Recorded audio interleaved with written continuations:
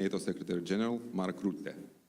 Let me note that at first the leaders will deliver their statements, and afterwards you will have the opportunity. Буде можливість задати I will now запитання. invite the President of Lithuania to begin. Mr. President, the floor is yours. Good afternoon. The Vilnius summit of the Bucharest 9 and Nordic countries has concluded. This year we are celebrating the 10th anniversary of the Bucharest 9. Over time, it has brought region's countries closer together. And I am sincerely grateful to Poland and Romania for this initiative.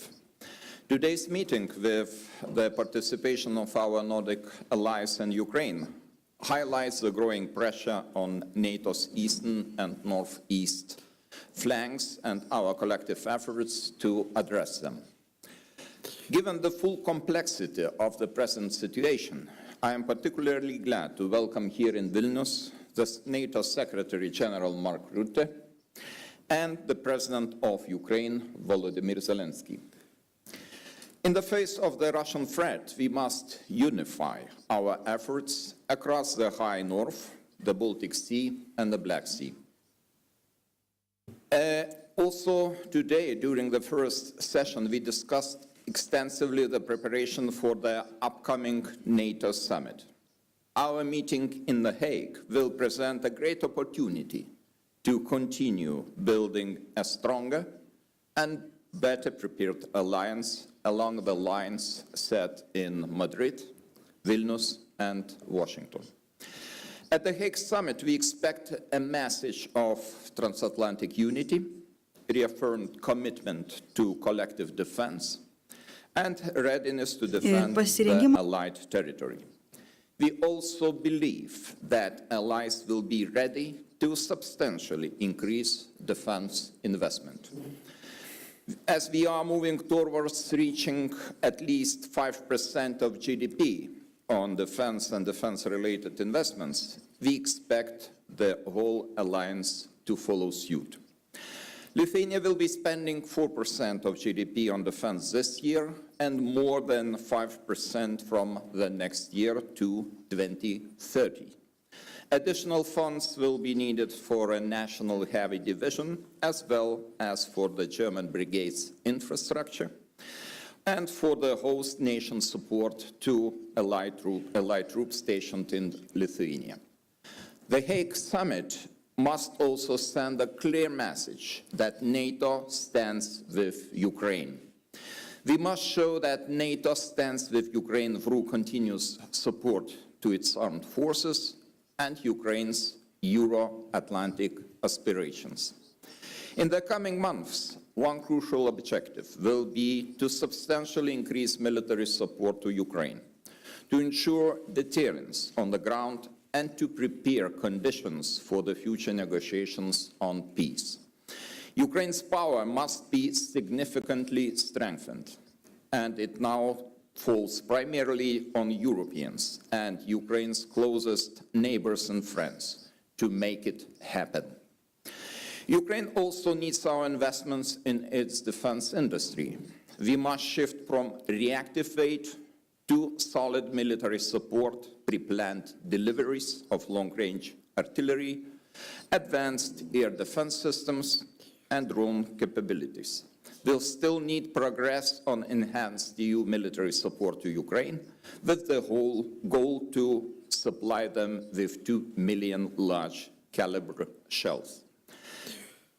In times like these, unity is most important. Together we are strong, and I am happy that we had very productive, frank conversation with our closest friends, and I hope it will be very helpful looking forward to the Hague summit. Thank you. Thank you, Mr. President. I will now invite the President of Poland to continue. Excellencies, ladies and gentlemen, I would like to start by thanking my friend, President of Lithuania, Gitanas Nausėda, for organizing this year's Bucharest 9 summit in the wonderful city of Vilnius. I'm also very pleased that NATO Secretary General Mark Rutte and the President of Ukraine, Volodymyr Zelensky, participated in our deliberations. Moreover, I'm glad to emphasize the involvement of representatives from the Nordic countries in our discussion. This is indeed an important step towards building an integrated northeastern NATO security space. The upcoming NATO summit in The Hague will take place in only 3 weeks, so this is an excellent moment to discuss our expectations ahead of this very important gathering. Ladies and gentlemen, we all know too well that we are facing critical threats and challenges from Russia. In response, we have to make NATO stronger, but also fairer. Having in mind Russian full-scale invasion of Ukraine and its aggressive attitudes towards the West, we must do everything to develop appropriate instruments that will deter the Kremlin's neo-imperial ambitions, especially here on the eastern flank. That is why our talks focused primarily on the urgent need to increase defense spending and on developing the production capabilities of national defense industries. I would like to recall, even before last year's NATO summit in Washington, I proposed to raise the defense spending by NATO members to the minimum level of 3% of their GDP. 3 months ago, I submitted to Secretary General Mark Rutte a request to raise this issue in The Hague. And today, I'm glad to see that we all agree on that and that our ambitions are even higher, up to 5% of GDP on defense. We hope that the allies will follow into our footsteps. Another key element of our discussions was strengthening the transatlantic relations and the strategic alliance with the USA. Among our partners in the region, there is a widespread understanding that Europe must take greater responsibility for its own security. But it is critically important to do it not by following mirages of European autonomy, but in close cooperation with the United States. We also had an opportunity to exchange information with President of Ukraine, Volodymyr Zelensky. During our conversation, we addressed very important issues regarding further support for Ukraine in its fight against Russia. Continuing our assistance to Ukraine in various domains, military, political, and humanitarian, is critical to security in Europe and is Ukraine's integrations with Europe and Euro-Atlantic structures, including NATO. Ladies and gentlemen, for me, today's meeting had a special significance, and it was my last opportunity to speak at this forum as President of the Republic of Poland.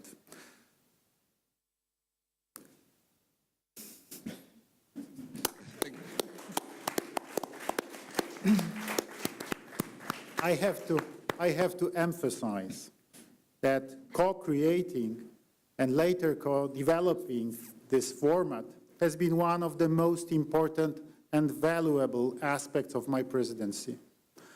Over the past 10 years, the B9 has been an effective tool strengthening the voice of the eastern flank, countries within NATO, and helping us shape the alliance's deterrence and defense policy. I'm convinced that even after my term as President of Poland, Bucharest 9 will remain the best platform for coordinating security positions of our countries, allowing us to better manage the threats and challenges we face. Thank you. Thank you, Mr. President. Mr. President Zelensky, please deliver your statement. Thank you so much. Gitanas, Mr. President, it's important to be here in Vilnius today. Dear friends, partners, we all want the same thing: to stop the Russian war, to bring real peace, and to make security last. That's what we are all working for. First, I informed our partners about the situation at the front. We also talked about our operation inside Russia, which has seriously weakened their military. Operation Spiderweb showed that modern war really looks like and why it's so important to stay ahead with technology.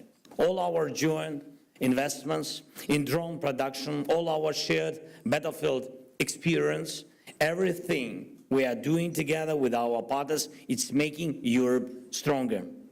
Today, we agreed with our partners on several joint decisions that will strengthen our defense even more. I thank everyone for your willingness to help. There will be new packages, there will be new investments in Ukraine's weapon production, especially drones. Ukraine can produce much more, and we see partner investments as a way to give those partners priority access to restock their arsenals after this war. Second, I thank you all for our shared view of what diplomacy needs in order to succeed.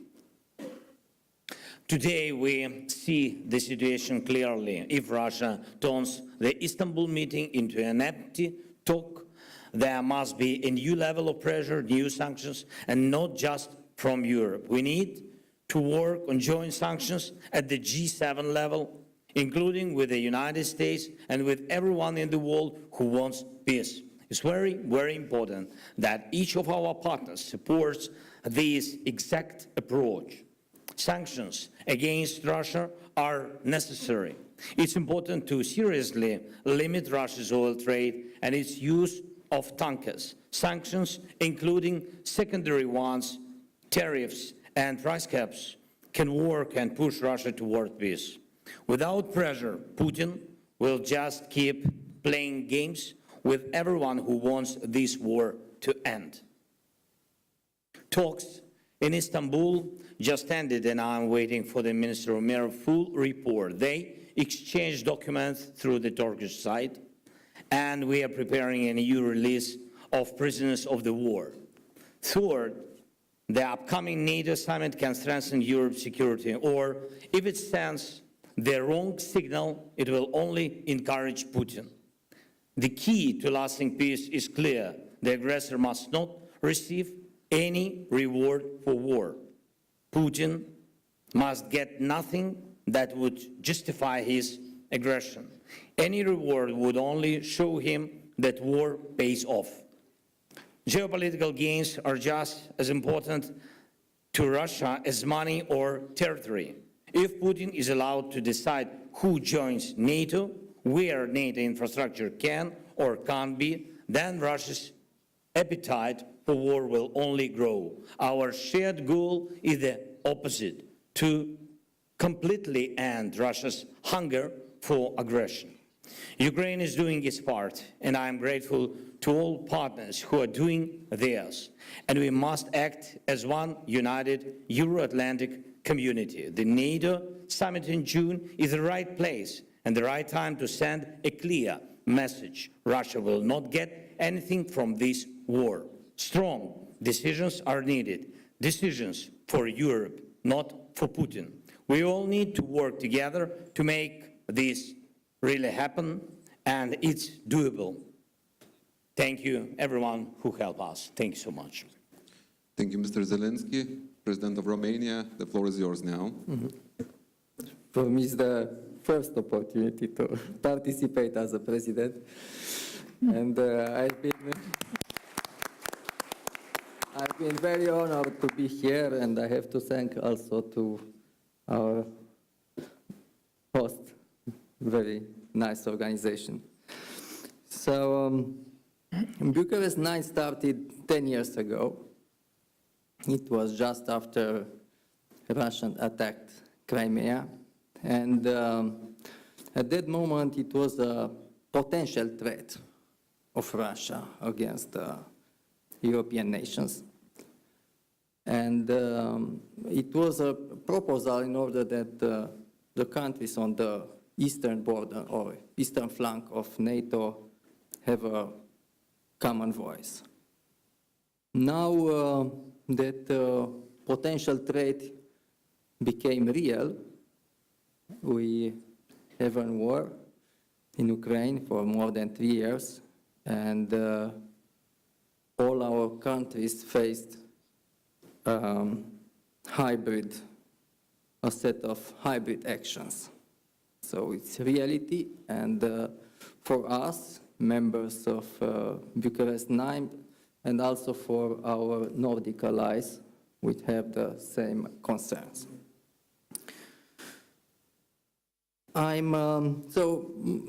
As you know, most part of discussion were in order to prepare the Hague summit, which will be in three weeks from now. And I'm very pleased that most of our participants agreed on very important things, like we need a stronger NATO, we need a stronger transatlantic connection,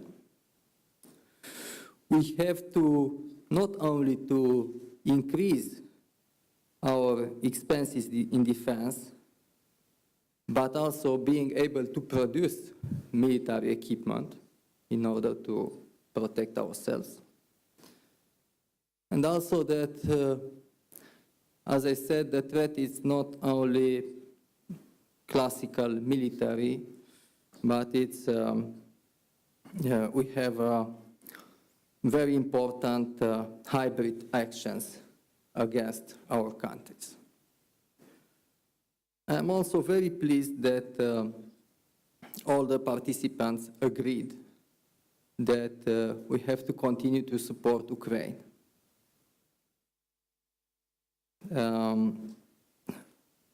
As a Romanian interest, I emphasize that we have a long-term concern on the security in the whole Black Sea area, including Republic of Moldova. And I thank to our partner that they continue to support the Republic of Moldova in his European integration process. And finally, I'm very pleased that everybody agreed that the next summit to be organized in Bucharest next year. Thank you. Thank you, Mr. President. Madam Prime Minister, it's time for your statement. Thank you, and dear Gitanas, thank you for hosting us today, and thank you for inviting the Nordic countries to join you here today in Vilnius. Today's meeting has been about one thing and one thing only: the security of our countries and the security of our continent, deterrence and defense. The threat from Russia against all of us is real, and it is serious. Russia is continuing the war in Ukraine.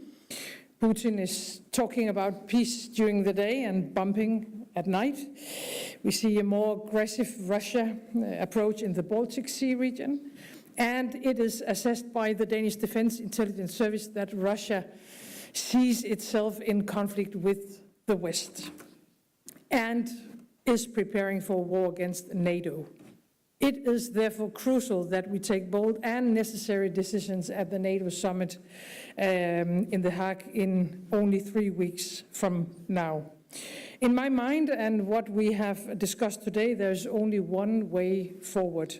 We need to invest massively in our collective security, all of us, and we need to do it fast. NATO is by far the strongest military alliance in history. And so our starting point must be to focus on what is needed to continue to be so, to secure deterrence and our ability to defend ourselves. But I have to say that Russia is not deterred merely by us agreeing on a new defense spending target.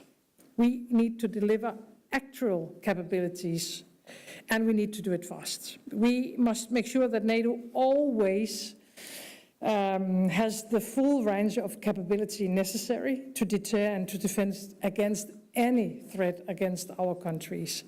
And at the same time, we need to continue our strong and steadfast support for Ukraine's brave fight for freedom. Let me be very frank, we have to donate what is needed on the battlefield. We have to provide more financing for arms production directly going into Ukraine. We already have a mechanism that works. And I think we have to implement stronger sanctions against Russia. It goes for the Shadow Fleet. Recently, we listed almost 200 additional vessels from the Russian Shadow Fleet, but more have to come against the Shadow Fleet, against Russian banks, financial sector. And I think we have to end any remaining dependency on Russian energy, including oil, gas, and nuclear energy. And to add one more thing, lower the oil cap. I think all that on the table would put the necessary pressure on Russia to get to the table and actually negotiate on peace. And why is that? Because Ukraine deserves peace.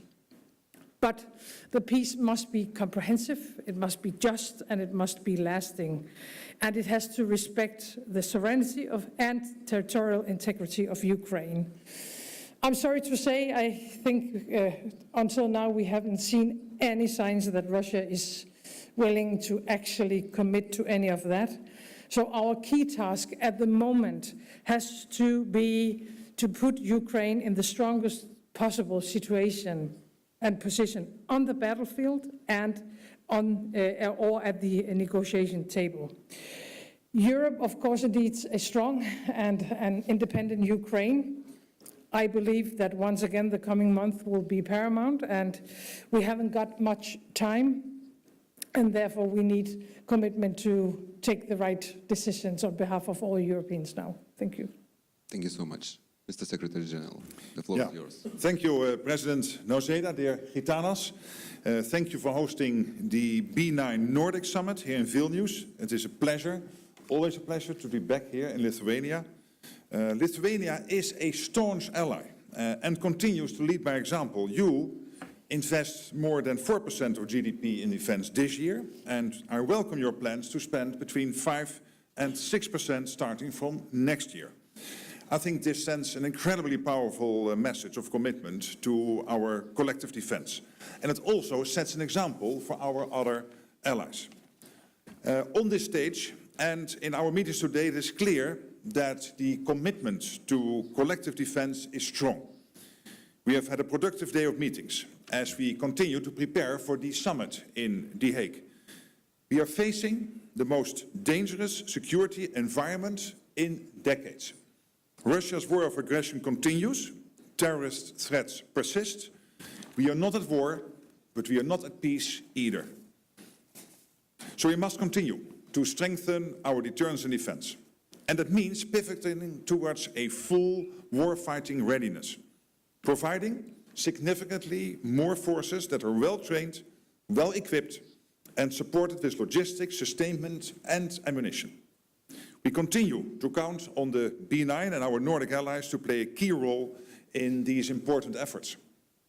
At the The Hague Summit, I expect allies to demonstrate their enduring commitment to our collective defense by deciding to boost defense industrial production and increase defense investment. And this is purely, simply essential to our security. And so is delivering on the new ambitious capability targets that allies are expected to agree later this week when the defense ministers will meet here in Brussels. Not here in Brussels, but in Brussels. Today, we also discussed Ukraine, a key priority for the summit in The Hague. Dear Volodymyr, we continue to support Ukraine. We know that a strong, sovereign Ukraine is essential for Euro-Atlantic security.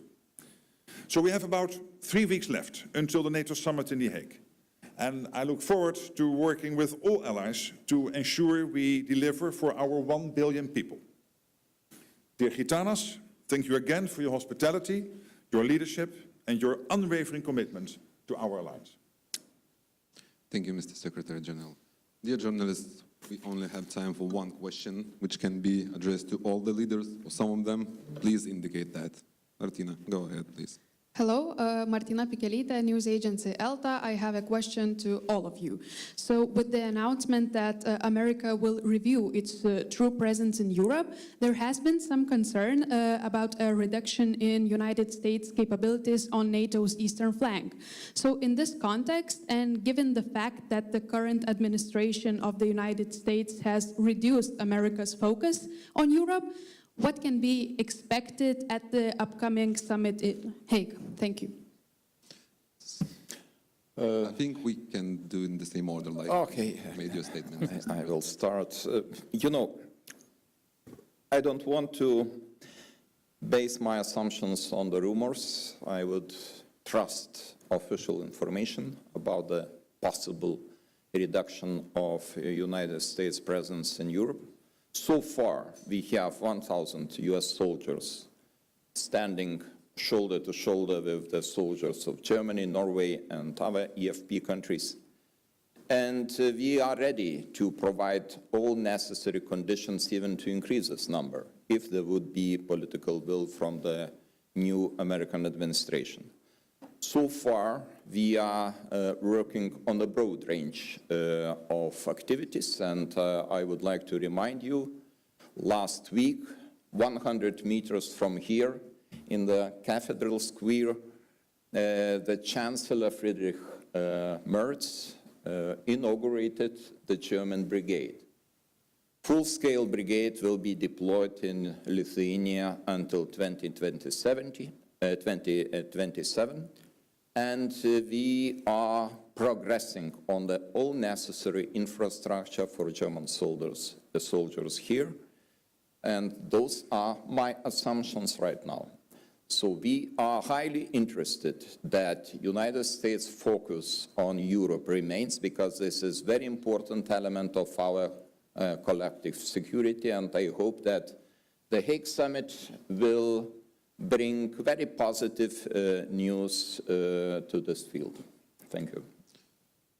Mr. President Duda, what would be your answer to the question?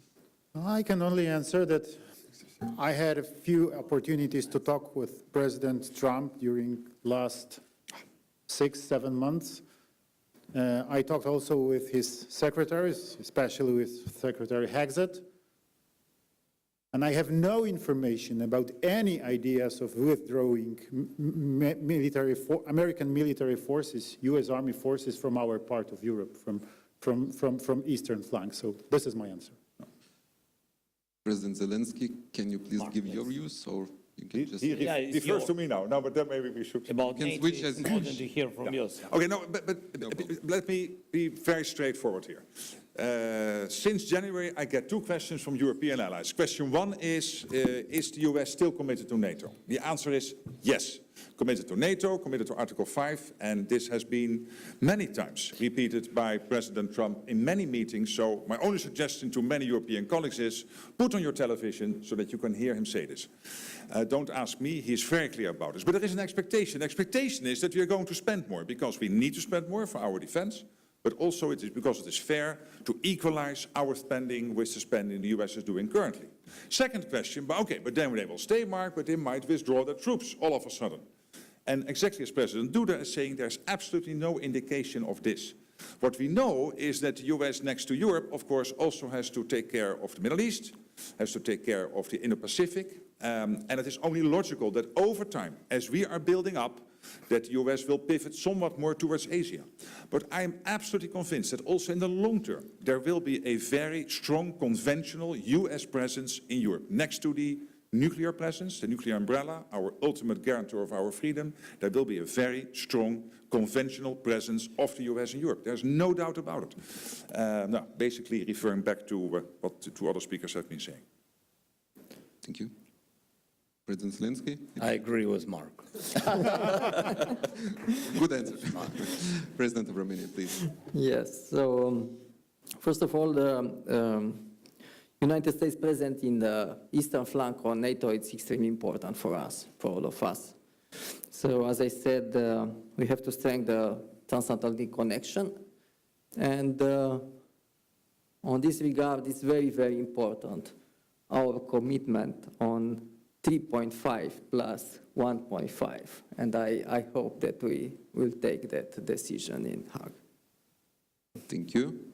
Madam Prime Minister, Fine. you have nothing to add. All right, so I would like to thank all the leaders. I would like to thank all the journalists. much. Our press conference is over. Thank you. Thank you. Thank you. Thank you, dear friends. Welcome to B9 and